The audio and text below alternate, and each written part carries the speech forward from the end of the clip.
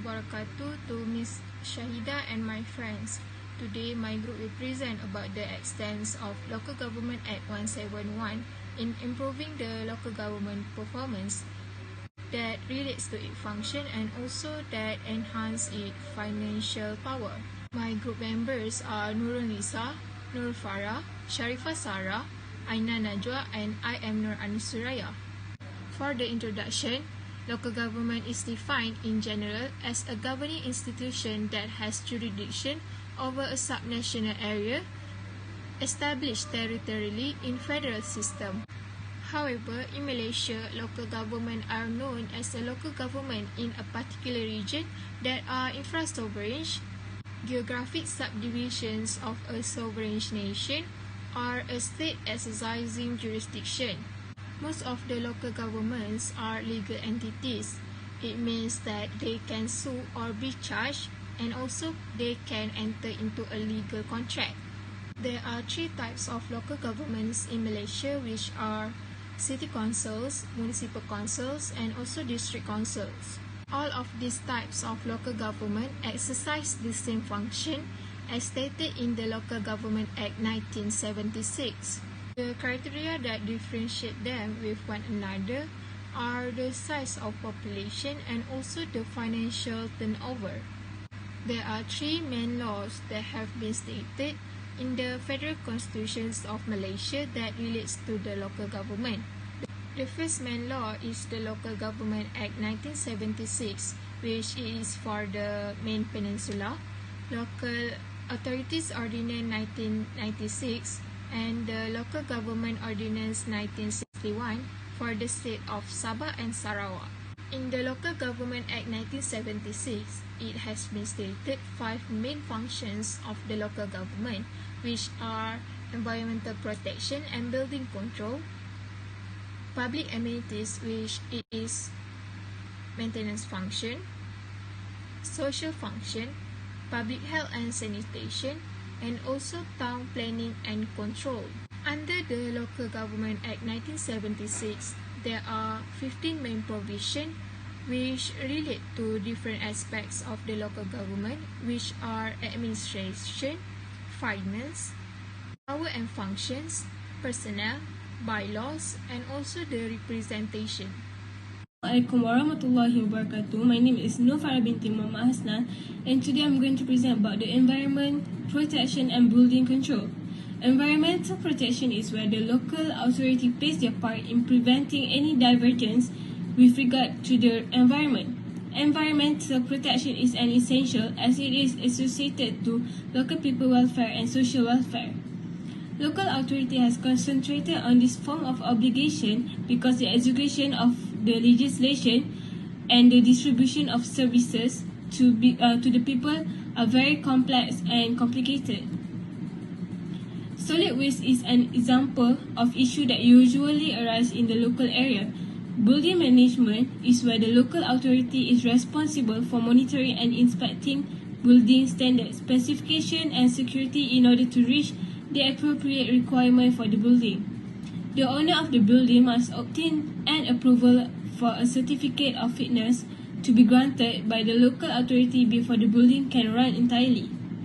According to Part 8 of Local Government Act 171, which is pollution of streams, stated that any person who is within the area of the municipal government perform a disturbance on the bank of any stream, channel, public drain, or other water course shall be guilty of an offence.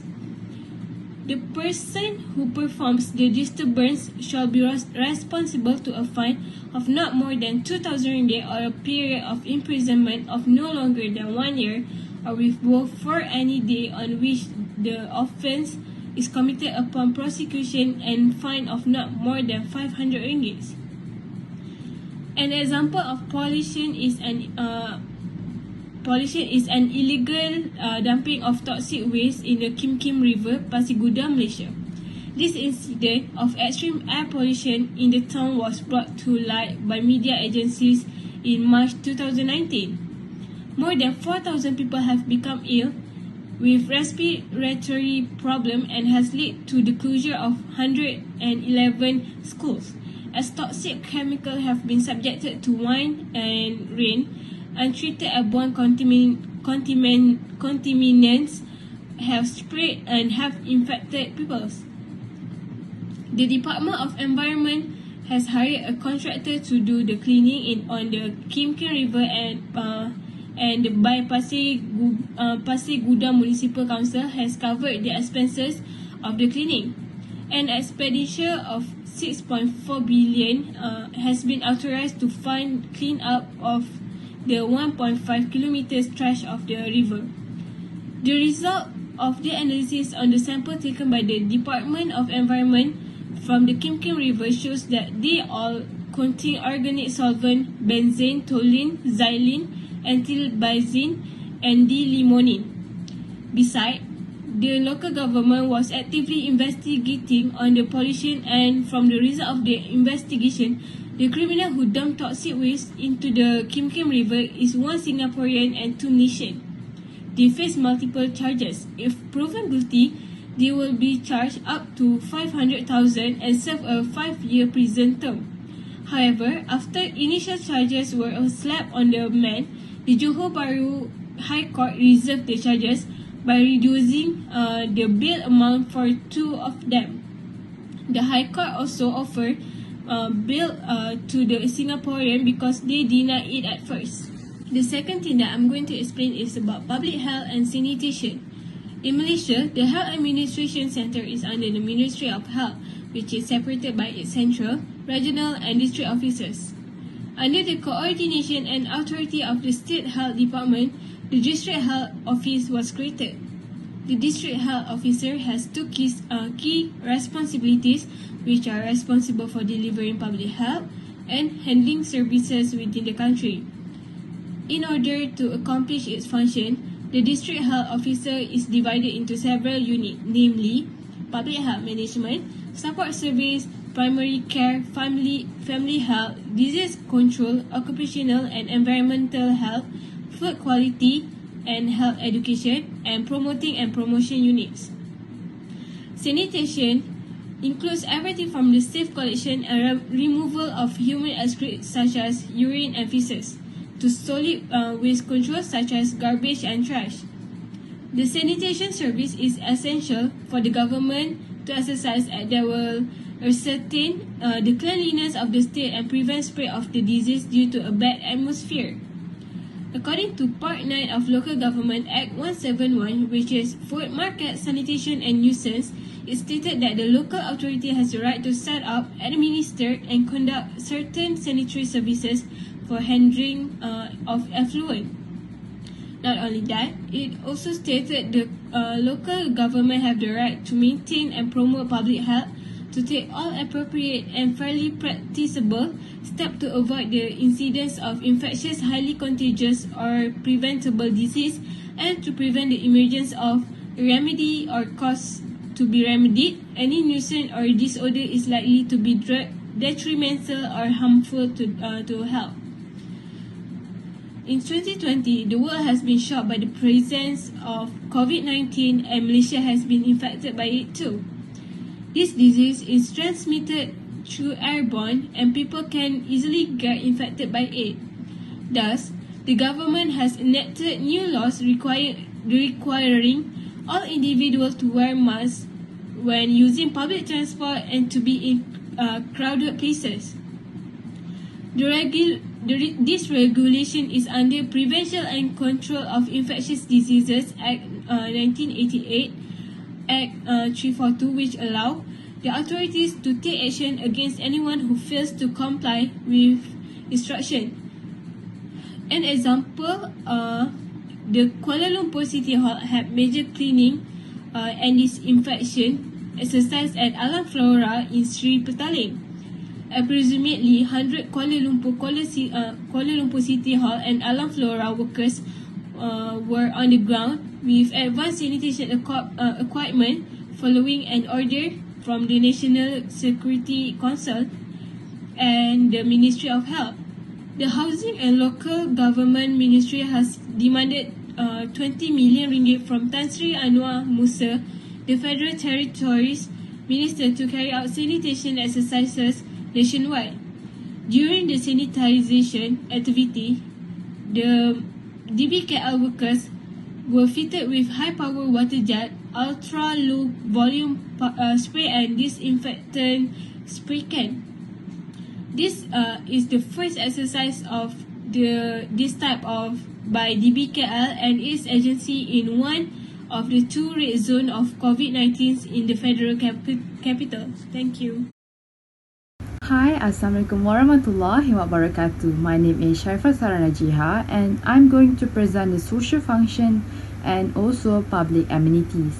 There are several functions for the local government and one of them is the social functions. In reality, local government play a significant social role for the society.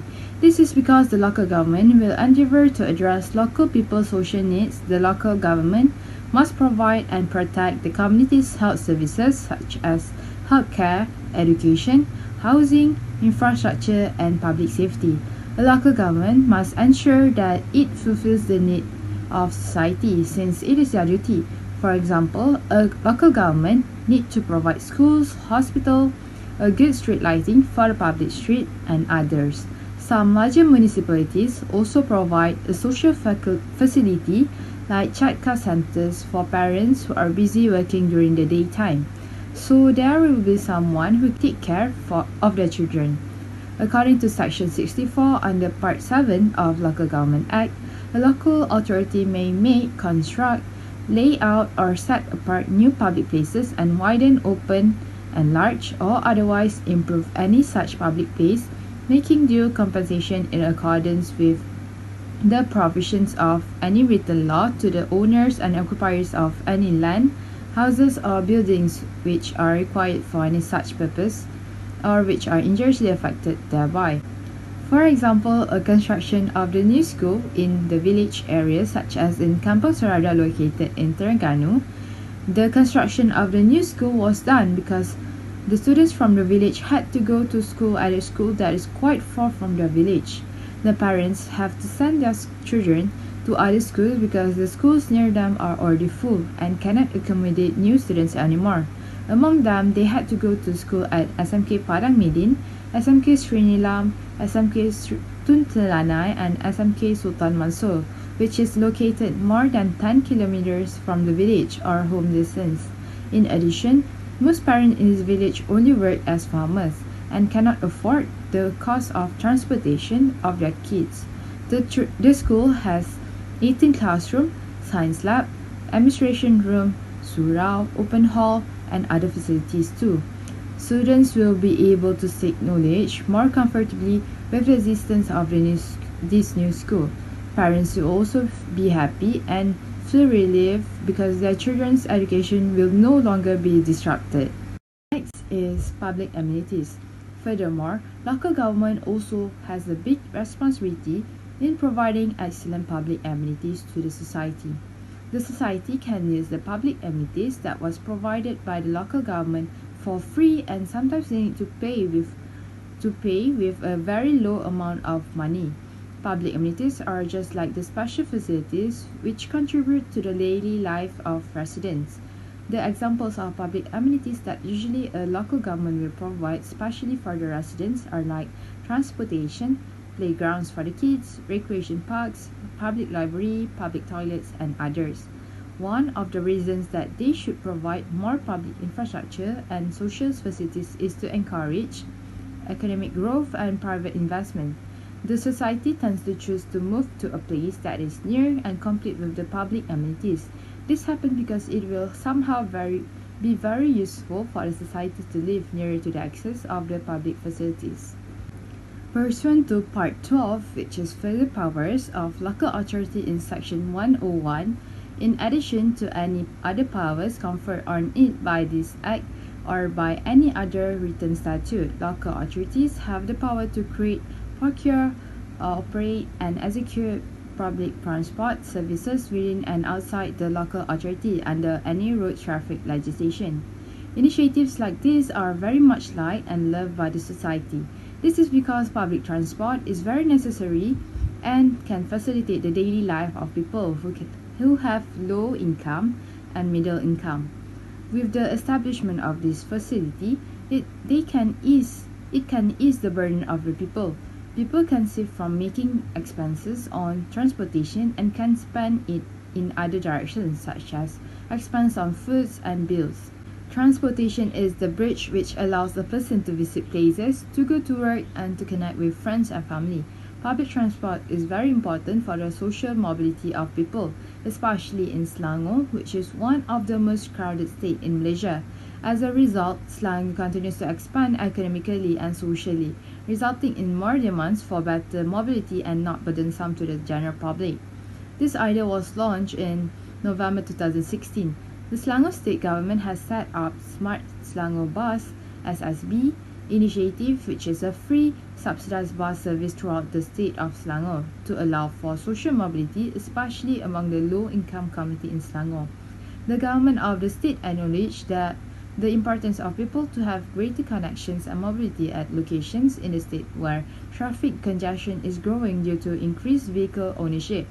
Recently, the Kuala Selangor District Council (MDKS) has added more new routes for the Selangor Smart Bus Free service provided by the Selangor State Government, which are route KS02 Bandar Puncak Alam, Bandar Sarjana Utama, Taman Sri Pulo, and from 6 a.m. to 10 p.m. and 7 days a week, Smart Selangor free bus stops from Tesco Puncak Alam and Sri Prestana Business Centre. Assalamualaikum warahmatullahi wabarakatuh. My name is Aina Najwa. So today I would like to continue the presentation about the main provision in Local Government Act 171 that enhance its financial power. One of the provision in Local Government Act 171 that enhance its financial power is revenue of local authority. So basically, as we know that revenue can earn from the regular business operation and other business activities. The general provision for the revenue of local authority has helped in improving the local government financial performance, and it is clearly stated under the Part 5, Section 39 of the Local Government Act 1976. So, the revenue of local authority consists many types, which are the revenue from all taxes, rates, rents, license, or charges payable to the local authority. Next, the local authority also gets the revenue from all charges or profit arising from any trade, service, or undertaking carried on by the local authority under the powers vested in it. Besides, the local authority also get the revenue through all interest on any money invested by the local authority and all income arising from movable and immovable property of the local authority.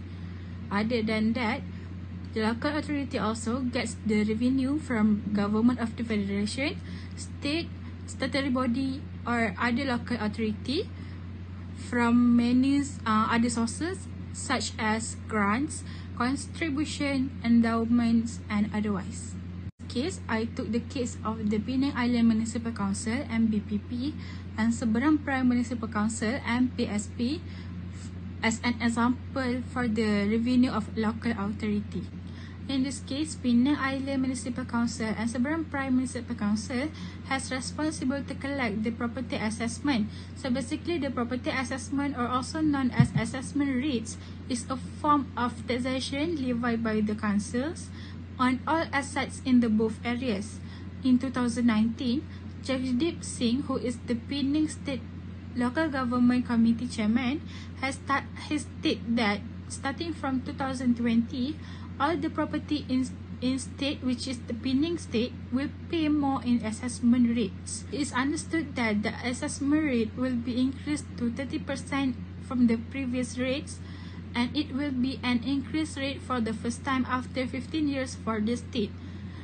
Jagdeep Singh also said that the increase in assessment rate was intended to cover the increasing growth and administrative costs incurred by the both councils. It is because Penang Island Municipal Council and Seberang Prime Municipal Council has recorded deficit budget since 2016. So he also said that the increase in assessment rate will be in additional revenue of 54,338,822 ringgit for the Penang Island Municipal Council and 39,743,000 for the Seberang Perai Municipal Council in 2020. So it shows that the increase in assessment rate will be the revenue for both councils, and this revenue also has helped to improve the performance of local government.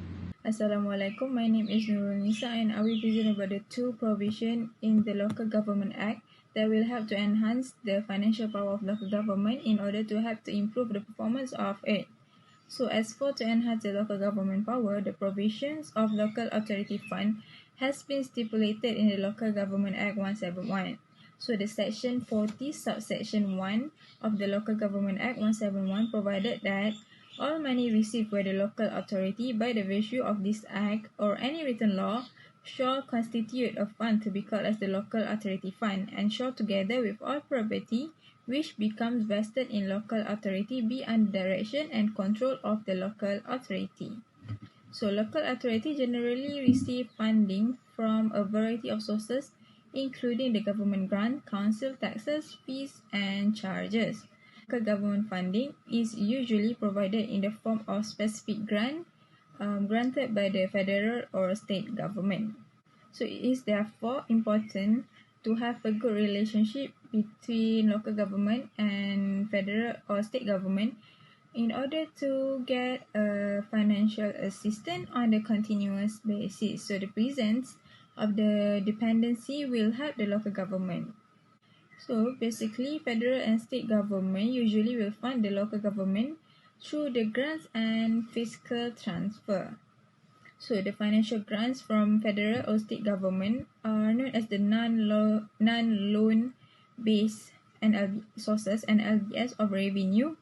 So these grants are not usually generated by local government, but then it is obtained from higher level of government such as the federal or state government. So the most notable of all financial grant is the annual equalization grant and the development project grant. So basically, fiscal transfer are much needed by the local government, especially the local government who are small in size, which they have a lesser revenue compared to other local government, especially those local government that is located in the rural area. So it's very much needed for them to have this assistance from state or from the state government or federal government in order for the purpose to financing their duties. So overall, the fiscal transfer or the grants are required for local authority to perform their socio-economic development function. So in particular, all local authorities are qualified for the development project fund to be used for the implementation of socio-economic project. So essentially, the Ministry of Housing and Local Government will approve and grants the fund towards the local authority for projects such as infrastructure development, social facilities, cleanliness and beautification, recreation park and sanitation projects. So the general and specific grants are made to local authorities by the state and federal government. So as for the example, in the Selangor, the local authority in the Selangor, especially the one that it comes from the rural area, receive the financial assistance from the state government of Selangor in order to manage the solid waste. So according to the Selangor Kini portal, it is stated that the EXCO of the local government state, the local authorities with the status of district and municipal councils do not have enough revenue to bear the cost of managing the solid waste every year, and therefore the Selangor state government has provided some financial aid toward this locality. So it is reported that in 2020, this year, there are 4 local government that receive the financial assistance from the state government and is known as Kuala Langat Municipal Council, Kuala Selangor District Council, Hulu Selangor District Council and Sabak Bernam District Council. So each 4 of these local authority receive 1.27 million ringgit, 1.61 million ringgit, 1.46 million ringgit, and 1.97 million ringgit, respectively, as to fund the cost of the solid waste management. However, this for local authorities that involve need to submit the application and the contract values every year for the financial assistance to the state government. By mean, even though the state government will fund them, but they are needed to submit the application for the contract every year for them to get the financial assistance from the state government. So in return, by doing this, by giving this financial assistance, the state government hope that with the financial assistance granted on this locality, it will help them to ensure the cleanliness of the rural areas. Next provision is about the power of local authority to raise loan. So other than internal revenue and the funding from the state and federal government, the local authority also acquired within the power to raise loan in the purpose of financing its socio-economic development in each locality. So as stipulated in the section 41 subsection 1 of Local Government Act 171, the local authority may by resolution and with the consent of the state authority to raise loans from time to time upon the condition as approved by the state authority. So to put it simple, the local authority may raise the loan, but then it is subjected to the state government in order for them to approve or not to approve the application of the loan. So it further explained that there are two situations in this provision where the local authority can raise the loans from the state authority. Firstly, it is for the purpose to pay off the expense incurred or to be done in the said three form, which are namely the acquisition of land which the local authority is authorized to take. Second is to erect a building in which the local authority has the authority to establish it, and to carry out a permanent work, the provision or renewal of any plant, or the provision or replacement of vehicle. So, the local government are basically vested with the power to obtain loans from the state government for the purpose to finance any expense incurred or to be done if they do not have enough revenue or budget to finance it themselves. So, for example, as reported in the Berita Harian back in 2018, the Johor state government has allocated 98.9 million ringgit specifically for construction project and road upgrades towards the Johor Bahru City Council administrative area. So the mayor of the Johor Bahru City Council, which is Amran Rahman, said the development of the infrastructure and the basic facilities in the city is seen as important to improve the quality of safety and the comfort for the people, thus avoiding the traffic congestion and flash floods.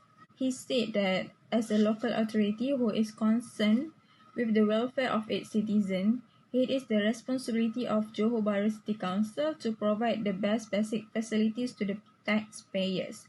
This report shown that as a local government, Johor Bahru City Council gets the allocation from the state government to finance the construction project and the road upgrades around the locality.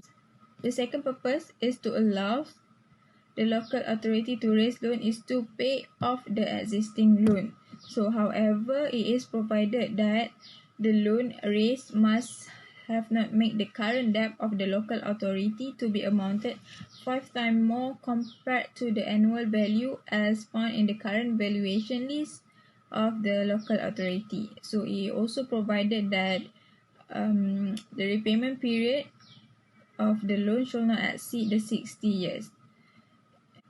So in conjunction of it, the section 41 subsection 2 of Local Government Act 171 stated that before any resolution is submitted to the local authority, a detailed estimation of the cost of the proposed project shall be made on which the money loan is to be expended, the annual cost of upkeep of such project, the annual revenue to be derived therefrom, the duration thereof, and the proposed manner of the repayment. So the local authority must have to follow this guideline as stipulated in the Local Government Act before it can raise the loan from the state authority. So, in short, by having this provision stipulated in the Local Government Act 171, it can help the local government in Malaysia to perform its function in a more efficient manner. This is because some of the local authority might have fewer financial resources as they might be small in the size, especially those who are located in the rural area. So, within this provision, it will help them to support their socio-economic development. So therefore, they can always depend on the state or federal government to give them the financial assistance. So by having an adequate resource will eventually help the local authority to boost their performance, and indirectly it will enhance their financial power for the sake of giving the best governance to the people of the locality. As for the conclusion, Local Government Act 171 is known as the main act, which consists of the powers and also the functions of local government in Malaysia.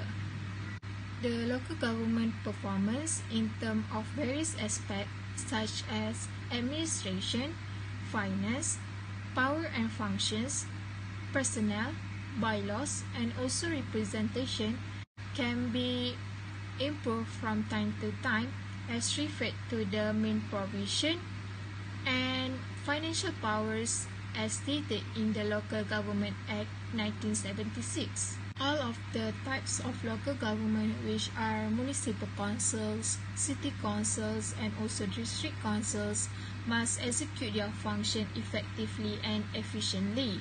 It is because a good local government will not only bring benefits to the people at their jurisdiction area, but also to the country.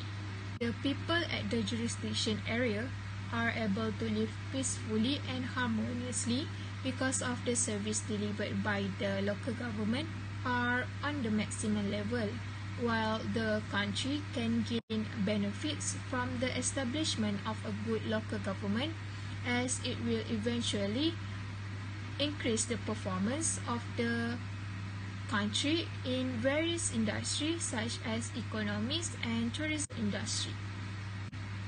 That's all from our group. Thank you.